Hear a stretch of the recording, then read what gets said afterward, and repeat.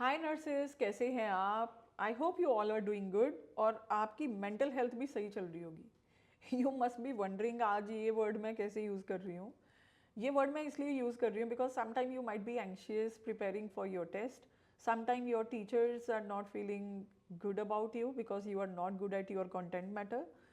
और may be अपने आप में भी तुम्हें टेंशन हो रही होगी because your NCLEX R N might be coming. लेकिन तुम मेरे चैनल पे पता क्यों आते हो? Because you want to learn the things and you want to learn them in a simple language जो कि शायद बुक्स आपको टीच नहीं कर सकती. यू आर एब्सोल्युटली करेक्ट, क्योंकि यहाँ पे ऐसी वीडियोस आती हैं जिसमें बहुत सिंपल लैंग्वेज में नर्सिंग के बेसिक्स तुम्हें सिखाए जाते हैं.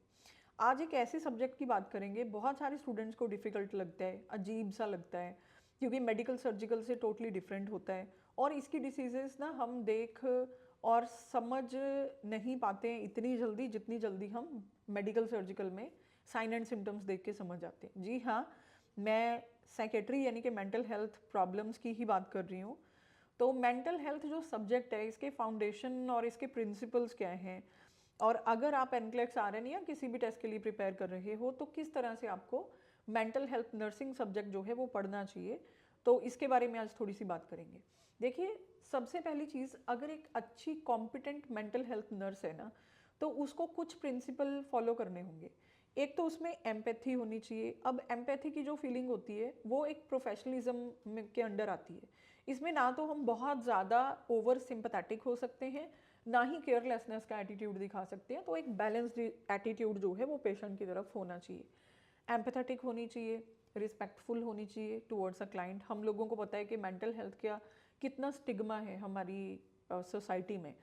तो you should be very respectful toward the client. और तीसरी चीज़ है नॉन जजमेंटल एटीट्यूड. ये बहुत ज़रूरी है क्योंकि हम डेली बेसिस पे इतने केसेस देखते हैं. अगर आप साइकेट्रिक यूनिट में पोस्टेड हो तो आप एक पेशेंट को दूसरे पेशेंट के प्रीवियस बिहेवियर के साथ कंपेयर करने लग जाते हो और वहाँ पे गड़बड़ होती है. क्योंकि अगर हमारा जजमेंटल एटीट्यूड होगा तो हम कभी भी किसी भी पर्सन को एज एन इंडिविजुअल नहीं देख पाएंगे. हम हमेशा उसको किसी और की पर्सनैलिटी के साथ कंपैरिजन करते रहेंगे. तो ये तीन खूबियाँ एक मेंटल हेल्थ नर्स में होनी चाहिए: empathetic, respectful and non judgemental. तो अगर ये तीन चीज़ें तुम्हें समझ आ गई हैं तो थोड़ा सा थ्योरेटिकली आज बात कर लेते हैं कि मेंटल हेल्थ में क्या क्या आपके एग्जाम में आ सकता है और क्या क्या चीज़ें इंपॉर्टेंट है. तो मेंटल हेल्थ कॉन्सेप्ट जो है ये एनक्लेक्स का काफ़ी इंपॉर्टेंट पार्ट बनाते हैं. अगर मैं बात करूँ, सबसे ज़्यादा आने वाले क्वेश्चंस मेडिकल सर्जिकल से होते हैं, दूसरे नंबर पे फंडामेंटल, और तीसरे नंबर पे जो फेवरेट सब्जेक्ट एनक्लेक्स का है वो मेंटल हेल्थ है. अब मेंटल हेल्थ में सेफ्टी, आप क्लाइंट की सेफ्टी कैसे मेंटेन करके रखते हो, जैसे कि स्किज़ोफ्रेनिया का क्लाइंट है उसको कैसे सेफ रख रहे हो, मेनिया वाला क्लाइंट है उसको कैसे सेफ रख रहे हो, डिप्रेशन वाली क्लाइंट को सुसाइड से कैसे बचा रहे हो. तो सेफ्टी काफ़ी इंपॉर्टेंट एक कॉन्सेप्ट है. तो सेफ्टी के रिलेटेड काफ़ी क्वेश्चन इसमें से आएंगे. फिर देखो, जो मेंटल हेल्थ डिसीजेस वाले क्लाइंट्स होते हैं, communication is a key to make a diagnosis with them. अब लोग मेंटल हेल्थ में वही जाते हैं जो बात नहीं करते हैं किसी से. तो जो साइकेट्रिक पेशेंट्स हैं इनसे बात निकलवाना ही सबसे बड़ी आर्ट है एक नर्स के लिए. अगर आपको ये नहीं पता कि आपको पेशेंट के साथ कम्युनिकेट कैसे करना है तो patient will never tell you about their problems. And if your patient is not telling you about his or her problems, then you will not be able to make a diagnosis. And if you will not be able to make a diagnosis, forget about intervention, treatment और recovery. तो ये नहीं फिर होगा. तो सब कुछ communication से स्टार्ट होता है. तो मेंटल हेल्थ में ये बहुत इंपॉर्टेंट है. एंड ऑफ कोर्स प्रायोरिटी, जैसे कि एक बुलीमिया नर्वोजा का पेशेंट है या एक एनोरेक्सिया नर्वोजा है, तो उसमें आप क्या प्रायोरिटी रखेंगे, एक सुसाइडल क्लाइंट में क्या प्रायोरिटी रखेंगे, या 4 तरह के साइकेट्रिक पेशेंट है उनमें क्या प्रायोरिटी रखेंगे. तो इस तरह के बहुत सारे क्वेश्चंस आपको आते हैं. अब मेंटल स्टेटस असेसमेंट जब हम करते हैं तो हम पेशेंट में क्या क्या देखते हैं. हम पेशेंट का अपीयरेंस और बिहेवियर देखते हैं. हम ये देखते हैं कि उसको कोई स्पीच डिसऑर्डर तो नहीं है, नियोलॉजिज्म, वर्ड सैलेड, देन सर्कमस्टेंशियलिटी, है ना, मैनरिज्म्स या इकोलेलिया, कुछ ऐसी प्रॉब्लम्स तो नहीं है आपको दिख रही, क्लैरिटी से वो बात कर रहा है कि नहीं कर रहा. ये सब मेंटल स्टेटस एग्जामिनेशन में आते हैं. देन मूड एंड अफेक्ट कैसा है, ब्लंट अफेक्ट तो नहीं है. जो मेनिया वाले हैं उनको यूफोरिया रहता है, डिप्रेशन वाले ओवर सैड रहते हैं, तो ऐसा कुछ तो नहीं आपको दिख रहा. थॉट प्रोसेस कैसा है, क्या उसका थॉट प्रोसेस ऑर्गेनाइज है या टोटली डिसऑर्गेनाइज है, क्या उसको अपने आप का पता है, क्या उसको कुछ सोसाइटी का पता है, किस तरह से वो बिहेव कर रहा है ना, वो सारी चीज़ें हम लोग देखेंगे। परसेप्शन के डिसऑर्डर तो नहीं है, जैसे इल्यूजन्स, डिल्यूजन्स, हेलुसिनेशन, वो कैसे अपने आसपास के इन्वायरमेंट को परसीव कर रहा है। सेफ्टी इशू तो नहीं है, क्या उसको ऐसी आवाज़ें तो नहीं आ रही जो बोल रही हैं कि अपने आप को किल कर लो या किसी और को किल कर लो। परसेप्शन की प्रॉब्लम तो नहीं है। कोग्निशन कैसी है, मेमोरी में गैप तो नहीं है। बहुत सारे साइकेट्रिक पेशेंट्स होते हैं जिनको डिमेंशिया की प्रॉब्लम हो जाती है, क्या कुछ ऐसा प्रेजेंट तो नहीं है।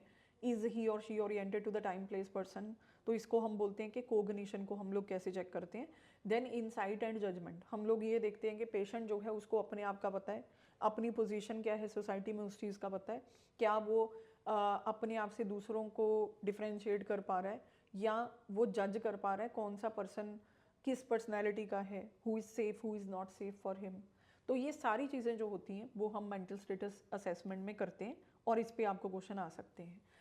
अब सेफ्टी जो होता है वो सबसे पहला प्रिंसिपल है। अगर हम साइकेट्री की बात करें, सेफ्टी में ये होता है कि साइकेट्रिक पेशेंट की प्रॉब्लम ये है कि वो अपने आप को भी हार्म कर सकता है और वो दूसरों को भी हार्म कर सकता है। तो इसमें दो तरह की प्रॉब्लम्स होती हैं।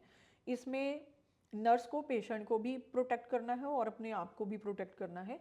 ऑलवेज रिमेंबर, अगर आप किसी अग्रेशन प्रॉब्लम वाले पेशेंट के साथ जा रहे हैं जिसको एंगर इश्यूज हैं, हमेशा हमेशा कभी भी आप ऐसे साइकेट्रिक पेशेंट को डील करते हैं तो आप और दरवाजे के बीच में पेशेंट नहीं होना चाहिए।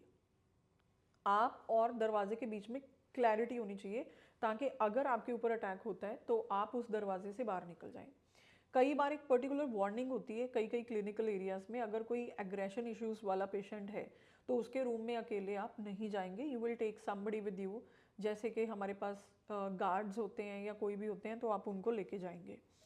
देन इसके साथ साथ पेशेंट जो है वो अपने आप को भी हार्म कर सकता है। जैसे सुसाइडल क्लाइंट है तो हम उसको जो है वो कंटिन्यूस 24 आवर की ऑब्जर्वेशन में रखते हैं। We talk to the client के वो अपने आप को हार्म करने की तो नहीं सोच रहा। देन सुसाइडल प्रिकॉशंस लेते हैं, जैसे कि मैंने अभी बताया कि 24 आवर ऑब्जर्वेशन तो होती है। उनके रिलेटिव कोई शार्प चीज़ें नहीं अंदर लेके जा सकते। सुसाइड का सबसे ज़्यादा खतरा होता है जिस टाइम पे शिफ्ट चेंज हो रही होती है, तो उस टाइम पे कोई ना कोई पेशेंट को ज़रूर ऑब्जर्व करे। अगर आपका कलीग ड्यूटी पे आने पे लेट हो रहा है तो आप तब तक उस पेशेंट को ना छोड़ें जब तक कि आपका कलीग जो है वो ड्यूटी पे आ नहीं जाता। और हाई रिस्क पेशेंट को कभी भी अकेला नहीं छोड़ना, not even in the washroom. तो ये क्वेश्चन बहुत बारी एनक्लेक्स में आता है। इसके साथ साथ कोई भी हैज़र्डस चीज़ें हैं आपके आसपास के इन्वायरमेंट में, उनको इमीडिएटली रिमूव कीजिए। और इसके साथ साथ हम लोग जो है इन पेशेंट्स के ऊपर जो भी हाई रिस्क होते हैं इनके ऊपर फ्रीक्वेंट ऑब्जर्वेशन रखेंगे। अब सुसाइड रिस्क पे कौन कौन से लोग होते हैं, मतलब कौन कौन से ऐसे लोग हैं जो सुसाइड कर सकते हैं। सबसे पहले डिप्रेशन वाले सुसाइड कर सकते हैं। जो लोग बुली होते हैं on to the work place, in to the school और एनीवेयर, वो सुसाइड कर सकते हैं। इसके अलावा अब्यूज़ के, फैमिली अब्यूज़ के जो विक्टिम्स होते हैं। अडोलेसेंट्स बहुत हाई रिस्क पे होते हैं, जो किशोर अवस्था में होते हैं, ये 12 साल से लेके जो 18 साल तक के होते हैं, they are very vulnerable. Drug abusers जो होते हैं, या क्रिटिकल इलनेस, या आप बात कर लोगे टर्मिनल इलनेस से जो जा रहे हैं।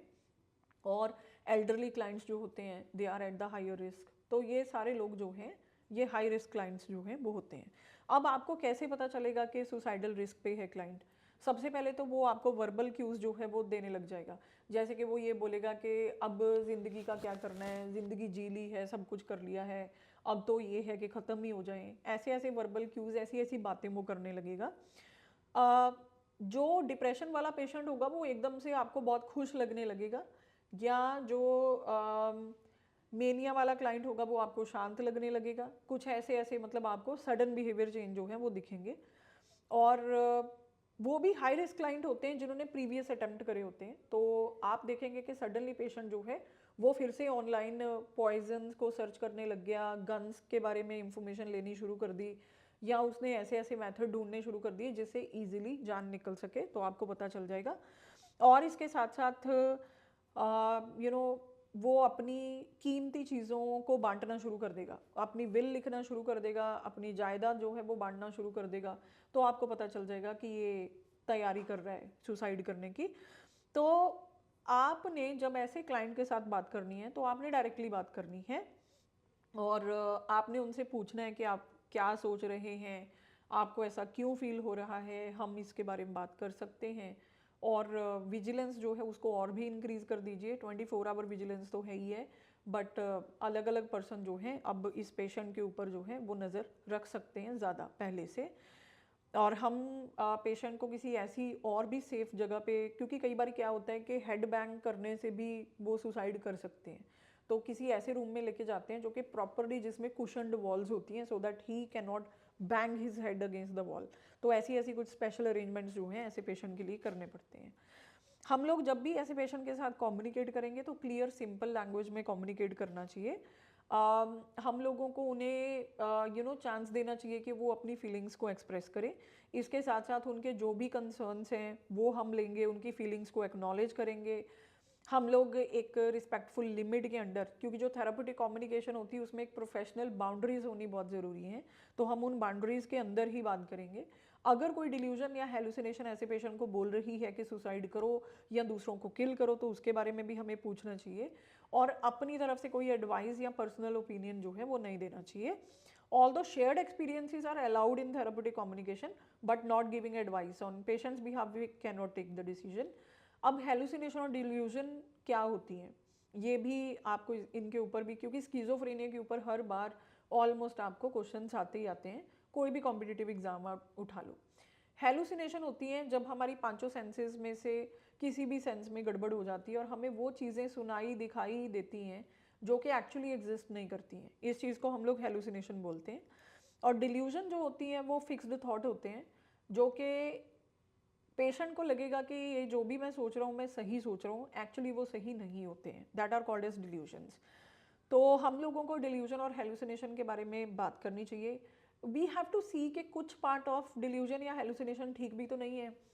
लेट अस सपोज अगर किसी एक पेशेंट को लग रहा है कि मेरा पार्टनर किसी और के साथ डेट पे जा रहा है, तो we have to validate, we have to make sure कि वाकई ऐसा तो नहीं है। ये ऑलवेज डिल्यूजन भी नहीं हो सकती है, हो सकता है ऐसा हो भी। देन हेलुसिनेटिंग पेशेंट जो होता है उसको कभी डायरेक्टली टच नहीं करते। स्किज़ोफ्रेनिया वाले पेशेंट को उनकी आंखों में नहीं डायरेक्टली देखते, उनके पास कभी कभी आपको साइलेंस में भी बैठना पड़ता है।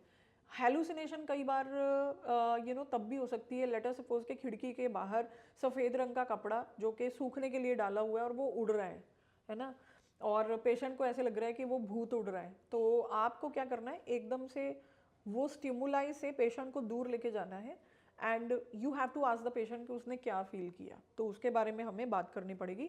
हम टोटली डिनाई नहीं करेंगे कि हेलुसिनेशन और डिल्यूजन, मतलब उसको एक लेवल पे नकार नहीं देंगे, इससे पेशेंट जो है वो आपके ऊपर बिलीव करना छोड़ देगा, लेकिन हाँ हम उसकी हेलुसिनेशन और डिल्यूजन के साथ जाएंगे भी नहीं, ठीक है।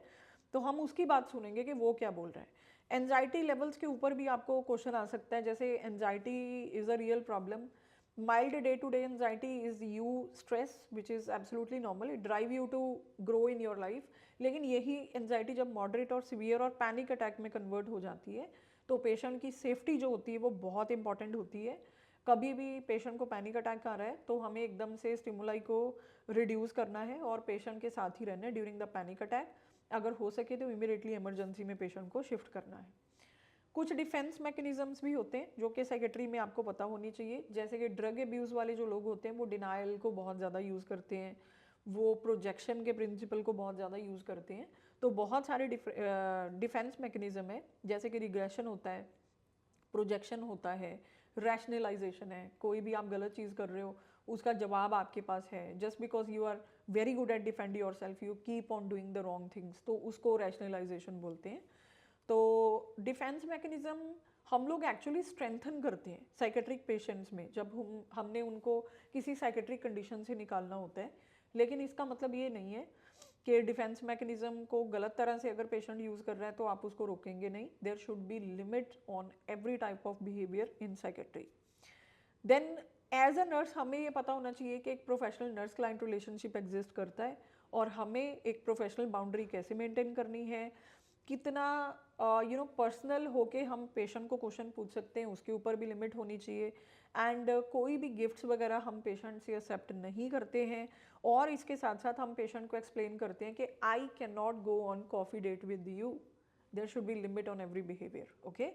देन मेडिकेशन सेफ्टी भी बहुत इंपॉर्टेंट है। कभी भी आप एनक्लेक्स के एग्ज़ाम उठा के देखो तो आप देखेंगे कि उसमें साइकेट्री के क्वेश्चन मेडिकेशंस में से बहुत ज़्यादा आते हैं।